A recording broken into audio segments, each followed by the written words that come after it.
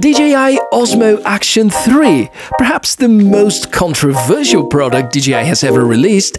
Is this 4K action camera capable of filming 120 frames per second in its maximum resolution any good? Let's inspect.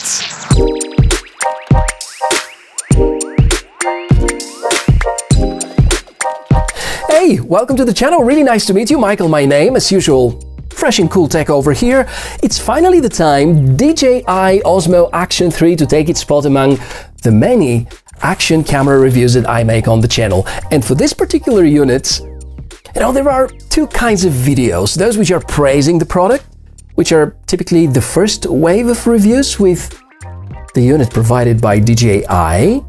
And then we have a lot of other videos which are something like a rant because of supposedly focus issues with the first batches of the DJI Osmo Action 3. I think the most disturbing fact among everything is the lack of a review by Faruk from the iPhone Do channel, because he very often reviews all the new DJI products, and now somehow he skipped the DJI Osmo Action 3, so I'm wondering whether he entirely decided to stay away from the action camera world, or maybe there's a bit more than that. Anyhow, in this episode, our thorough inspection, figuring out which are the strengths, also the weaknesses, a lot of samples which are shot with the DJI Osmo Action 3, and we want to find out, is it as good as we hope it is?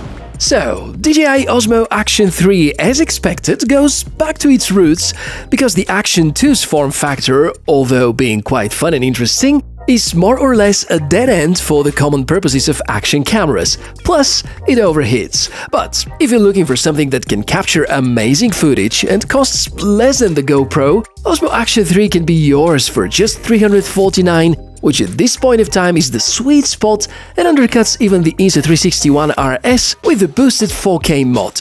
But it offers 60 FPS more than it in its highest resolution. So, unpacking, I've bought the basic, most affordable combo, as usual a nice looking box with some information on the outside and following DJI's best standard for making something look premium. You will notice the setup tutorial as soon as the box gets opened, so the learning curve is so short. Really, the time you need to spend between receiving and actually using the camera is very short, with exception for the need to activate it. Build quality is amazing, high quality plastic with interesting texture, anti-slippery, few accessories included. These are some basic mounts, a very handy bracket, I keep this one all the time, and notice my new favorite type of mount. This quick release system by DJI is in my opinion something that should turn into industry-wide standard because it's great. GoPro really needs to catch up with this part. Apparently, DJI have the plan to turn Osmo Action 3 into a powerful TikTok or YouTube Shorts device, but that doesn't seem to work well so far. To wrap up the topic around the build quality, which we already confirmed is close to perfect, let me mention that both displays are touch-enabled, the lens is replaceable, and that the body is waterproof. I think concerning the user experience, in terms of mounting and dealing with challenging environments, DJI have totally nailed it. Specification-wise, it is even more interesting. Umbrella chipset, at least this is my guess, which processes footage from the 1x1.7-inch image sensor. Field of view is 155 degrees. Battery 1770 mAh, there's a dual-band Wi-Fi, image stabilization is electronic based on gyro input, maximum supported resolution is 4K at 120 frames per second, supports microSD cards up to 256 GB and weighs 145 grams. 100 grams less than this, which is the DJI Mini 3 Pro, and you can see that in terms of scale, it's much smaller but still rather heavy for an action camera, and I hope for the good reasons. So we really want to see some good hardware inside. As for the build quality, just look at it. It's stunning, very well built, sturdy, I would say shock resistance. Never tried it myself, but I'm pretty sure that as compared to the Action 2, which bends very easily because it's metal based, this one is gonna be a lot better. It's waterproof without a case and also can sustain very low temperatures down to -20 degrees Celsius, which is really cold, and up to very hot temperatures, which means you can use it at very hot weather. In terms of hardware inside, that's the big secret that DJI do not want to reveal, but I would say maybe they use some sort of modified umbrella chipset, which can handle 4K at 120 frames per second, because if they were doing something in-house, they were about to announce it. As for the image sensor, I don't know, the size matches to the IMX686, but I can't say if that's the one inside or not. As for the battery life, I would say this is the action camera with the best battery endurance ever. I'm also very happy because this display on the front is a touch screen, so you can navigate and change each and every menu from over here. And actually, I should really show you the user interface first, and then we're going to inspect more footage. As a starter, the ability to control the camera using the front touchscreen is sometimes invaluable. Feels like DJI are the trendsetters once again. You're gonna find multiple shooting modes. Videos are of high bitrate up to 130 megabits per second. 4K 24 FPS is fantastic, and yeah, DJI support all the popular frame rates, including the Cinematic 24, the PAL 25 FPS, and 30 in case you need NTSC standard. The Cine-like color mode is as usual available, so if you like it for color grading, go ahead and switch to it. Daytime footage looks excellent, and the Rocksteady is once again very capable electronic image stabilization. Can it beat the GoPro? Honestly, I feel that it doesn't really matter, because both are phenomenal, make most gimbals irrelevant unless you want to film with lens filters. This is going to add a so cool looking motion blur, but as it is with GoPro, stabilization degrades a little because it is dependent on shutter speed, and with lower shutter speed it becomes less effective. In its widest field of view mode, the image is too soft for my taste and apparently for the taste of many other people.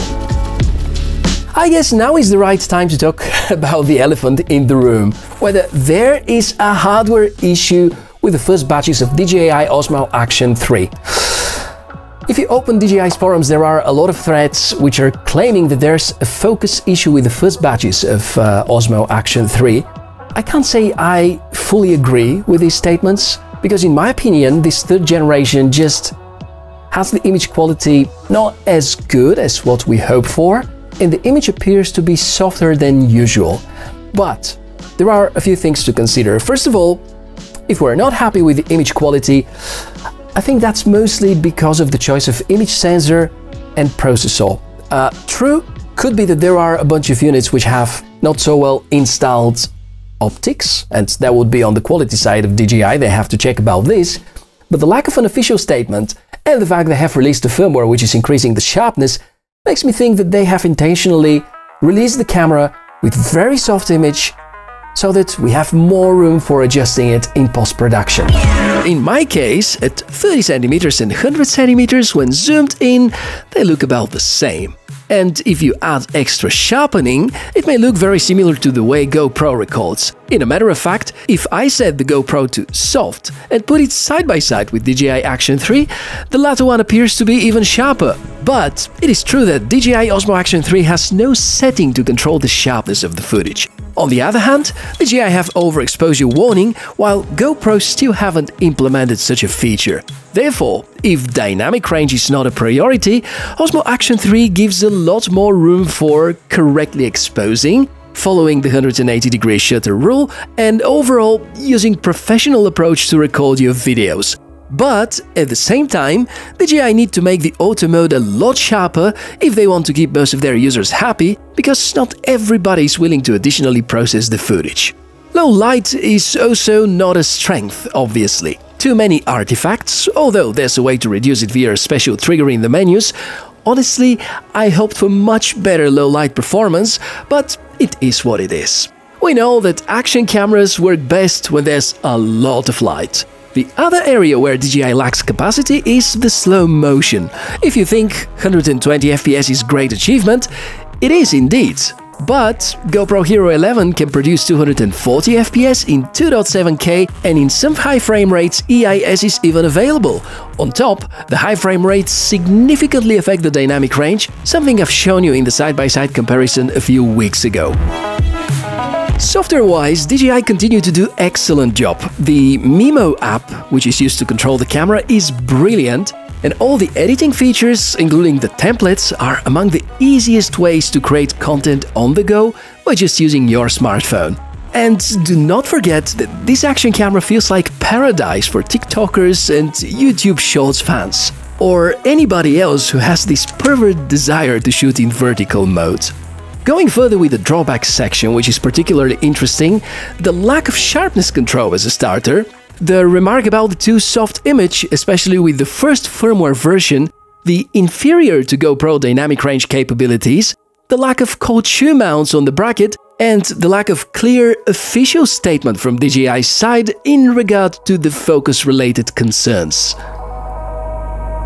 In the end, my personal opinion is that this is a very good choice for an action camera. Fantastic build quality, the best-in-class battery life, this very addictive mounting mechanism, which I believe should be industry standard, and probably the best choice for less than $350. But we have to admit that in terms of image quality, it's way off what GoPro Hero 10 and 11 could offer, especially about slow motion. But I look into this camera as a very interesting social experiment, because right now, I'm very disappointed in some channels that have been part of the first wave of reviewers because they didn't tell the whole truth, and not telling the whole truth kind of makes me think that we should very carefully consider who we trust or not. The other thing I'm really concerned about is the lack of official statement from DJI, because up until this point I believe they should already release some sort of statement whether there really is a quality issue with the lens, or that's just the kind of quality which is expected to be seen by the DJI Osmo Action 3. And I'm curious to hear about your opinion, so comment down below. Do you like the image quality of Osmo Action 3? Do you think it's a very good, just okay, or an excellent action camera? And would you save $100 on buying this body instead of going for a GoPro? All of that we can comment down below. Thank you very much for watching this episode, and I hope to see you soon. Have a great day. Bye.